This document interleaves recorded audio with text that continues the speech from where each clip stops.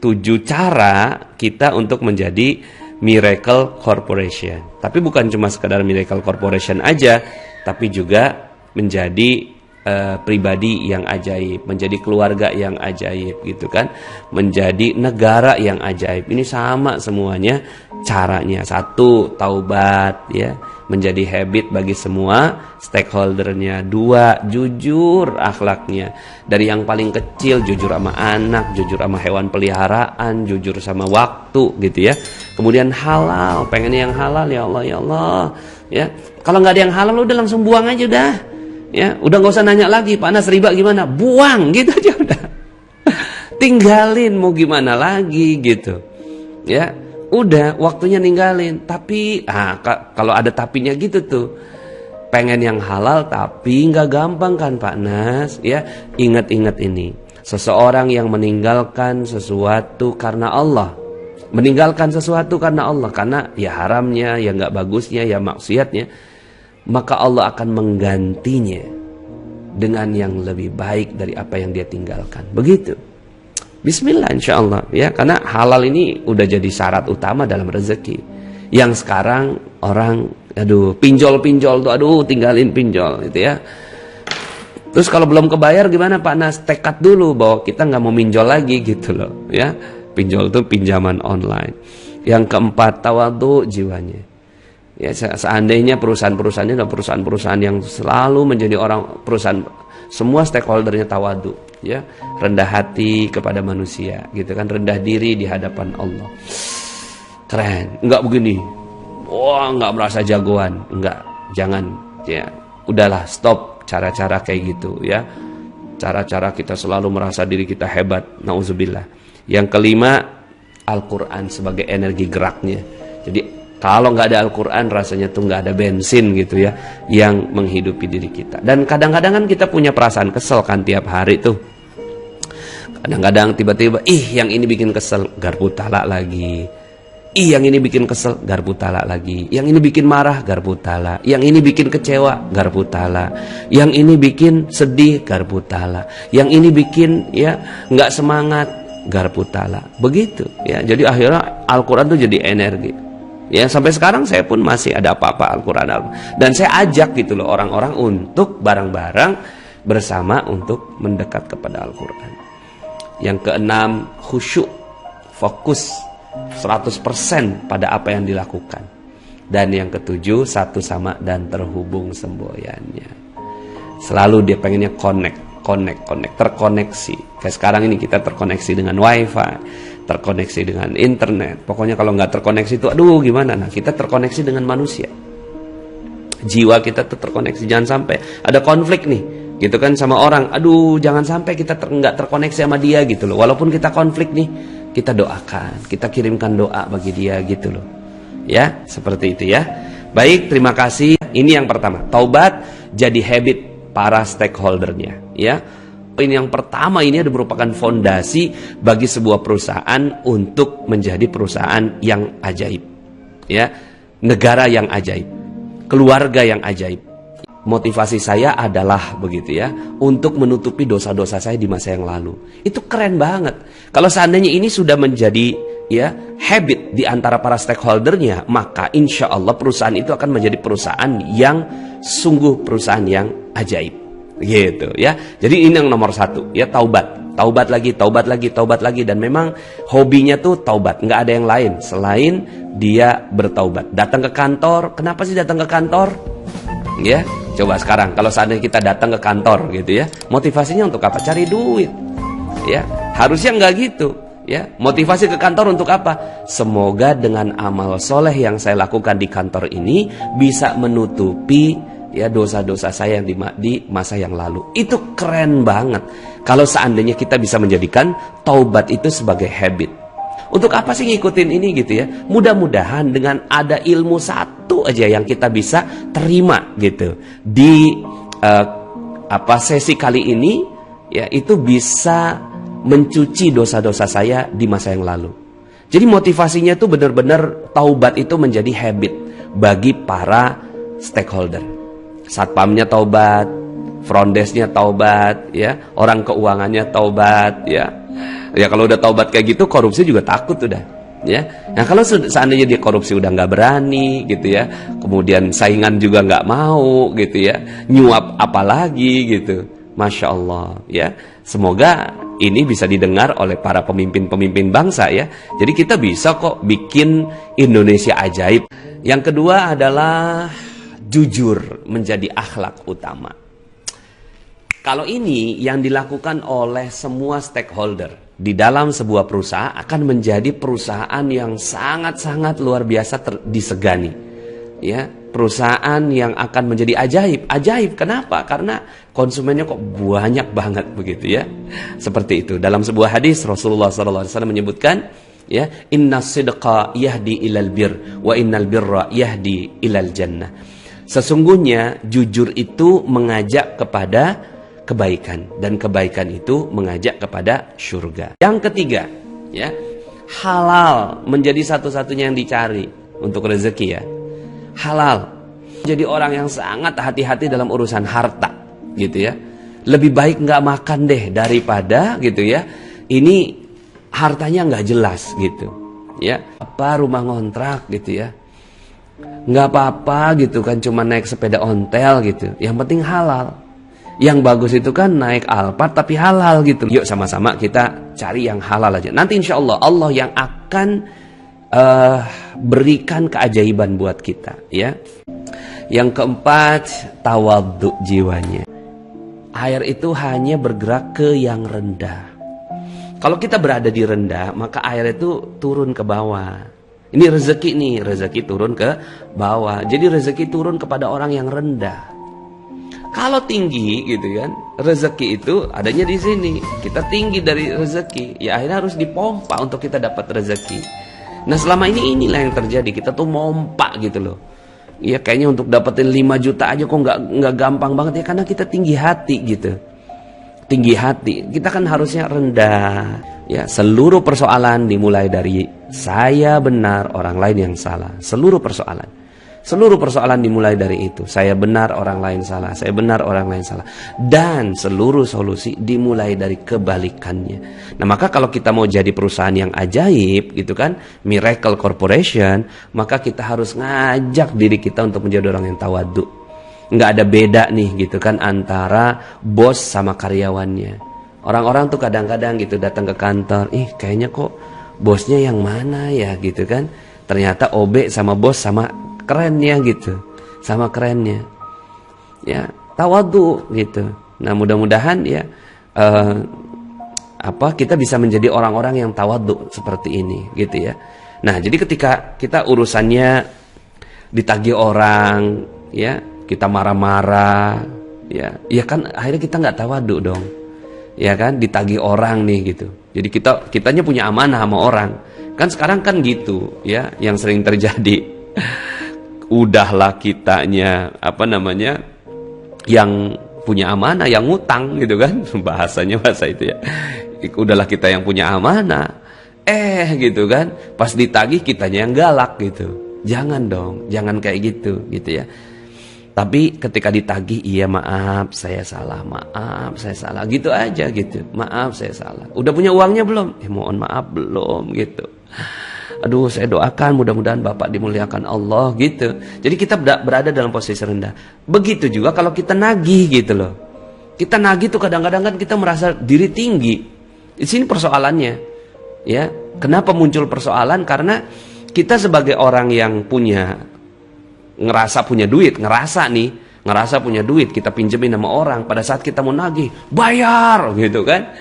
Akhirnya kita di situ muncul persoalan. Kenapa orang yang kita tagih itu jadi galak? Ya karena kitanya yang tinggi gitu. Ya, jadi kita benar-benar harus rendah, tawadhu kepada konsumen, tawadhu kepada produsen, tawadhu kepada siapapun gitu. Tawadhu gitu jiwanya. Yang kelima, sebuah korporasi yang akan jadi ajaib adalah korporasi yang menggunakan Al-Quran sebagai energi geraknya. perusahaan yang digerakkan oleh Al-Quran, bukan digerakkan oleh yang lainnya, ya. Bukan digerakkan oleh ambisi untuk mengalahkan perusahaan yang lain, bukan digerakkan oleh keinginan menjadi number one in the world gitu. Itu malah nantinya power kita nggak ada, ya. Jadi yang penting saya mau bela Al-Quran. Jadi baca Quran, buka rumah tahfiz mungkin, keuntungannya kita sedekahkan untuk orang-orang yang senang membaca Al-Quran. Jadi Al-Quran itu menjadi gerak, menjadi energi yang luar biasa. Timnya bergerak dengan semangat Al-Quran, uang yang sudah didapatkan juga disalurkan untuk membela Al-Quran. Itu keren banget. Ini ada yang nanya, apa itu Garpu Tala Pak Nas? Ya, silahkan nanti dipelajari di channel Telegram. Ya, insya Allah ada ada pelajarannya.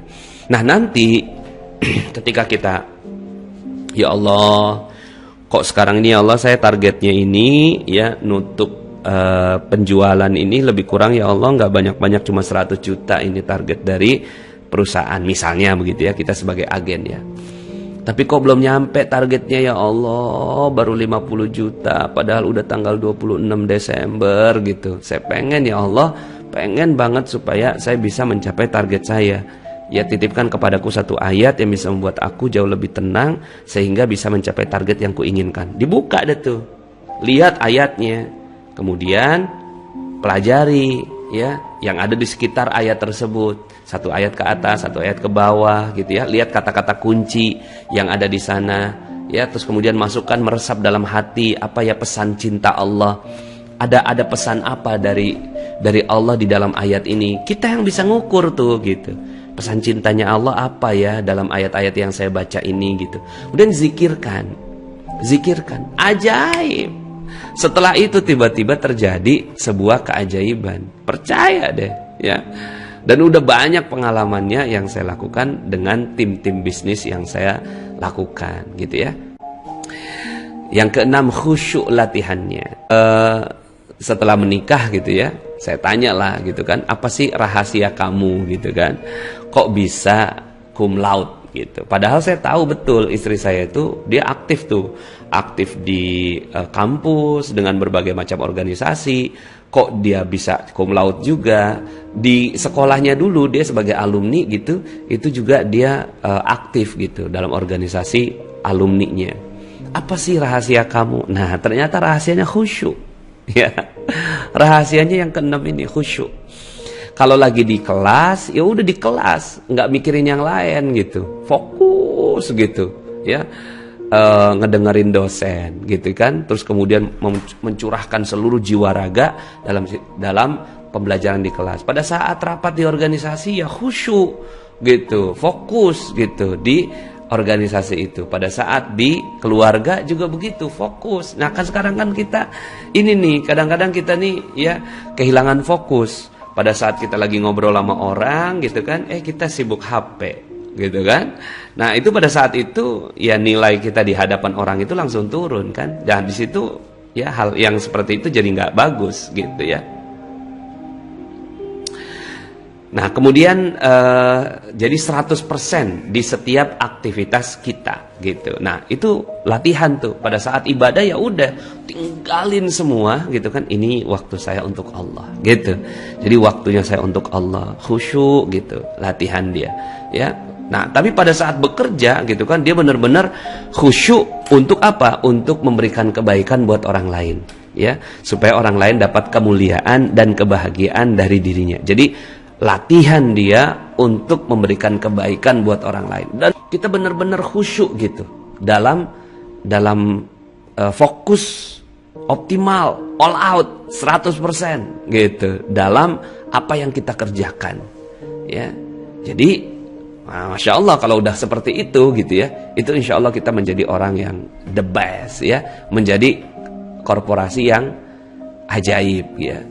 Khusyuk ini juga bukan cuma sekedar pada saat pelaksanaannya, tapi sebelumnya juga dia juga khusyuk, mempersiapkan dengan baik. Persiapan dulu, kita belajar benar-benar on time. Jadi on time itu adalah cara kita untuk khusyuk dalam kegiatan kita janjian sama orang jam 9 gitu kan, jam 8 kita tuh udah persiapan, terus kemudian juga bahkan udah nyampe di lokasinya gitu kan. Itu adalah ciri khusyuk dalam bekerja gitu. Nah, khusyuk dalam sholat ya pastinya dia benar-benar mempersiapkan diri gitu ya, dengan begitu fokusnya ya. Oke, bismillah ya. Jadi insya Allah ya, khusyuk adalah satu cara untuk membuat Allah Subhanahu wa Ta'ala menurunkan keajaiban. Yang ketujuh, satu, sama dan terhubung semboyannya ya. Satu, sama dan terhubung. Makanya kenapa magnet rezeki itu selalu ngulang-ngulang nih, satu sama terhubung, satu sama terhubung, satu sama terhubung ya. Jadi kalau ditanya apa itu magnet rezeki, satu sama terhubung. Terhubung dengan apa ya? Ya sama lah, misalnya nih sekarang ini saya terhubung dengan koneksi internet ya kan. Kalau seandainya koneksi internet terhubung, terjadilah keajaiban. Tapi kalau nggak terhubung, apa yang terjadi? Ya kayak tadi tuh kan, ada yang sempat nggak connect kan ya, sempat nggak connect tadi ya. Kita juga nggak ngerti kan sebabnya apa gitu kan. Cuma kita nggak terkoneksi. Nah cuma kan dalam urusan-urusan kita dengan manusia ya, itu kita betul-betul harus nyambungin gitu loh. Terhubung dengan konsumen, terhubung dengan karyawan, terhubung dengan produsen, terhubung. Nah cara terhubung itu adalah kita betul-betul memuliakan dan membahagiakan orang-orang di dalam hati kita minimal. Misalnya kalau Anda sebagai pimpinan perusahaan pengen banget gitu ya karyawan Anda sukses gitu ya kan, pengen sekali karyawan Anda sukses. Tapi yang dilakukan apa? Marah-marah, gebrak meja, push sampai to the limit gitu kan. Tapi kita nggak terhubung gitu loh. Apa sih yang jadi persoalan dia gitu? Apa jangan-jangan karena dia sedang ada persoalan dengan istrinya, persoalan dengan keluarganya, apa mungkin dia lagi nggak sehat dan seterusnya. Itu tuh kepedulian kita gitu terhadap karyawan. Baru kita bisa mengharapkan bahwa perusahaan kita tuh akan jadi perusahaan yang ajaib gitu, akan jadi perusahaan yang ajaib. Nah bagaimana caranya? Ya kadang-kadang kan kita nggak ngerti, karyawan kita banyak gitu kan. Terus kemudian kita juga nggak ngerti satu persatu persoalan mereka. Nah kita hubungkan dengan yang maha menghubungkan, yaitu Allah Subhanahu wa Ta'ala ya. Bawa dalam tahajud. Pernah nggak kita bawa reseller kita dalam tahajud kita? Ya Allah, saya punya reseller ya Allah nggak banyak ya Allah, cuma 10 ya Allah. Saya jualannya OSB ya Allah, sebagai agen ya Allah. Ini reseller 10 ya Allah, tapi nggak gerak-gerak ya Allah. Aku nggak ngerti ya Allah apa yang terjadi pada mereka.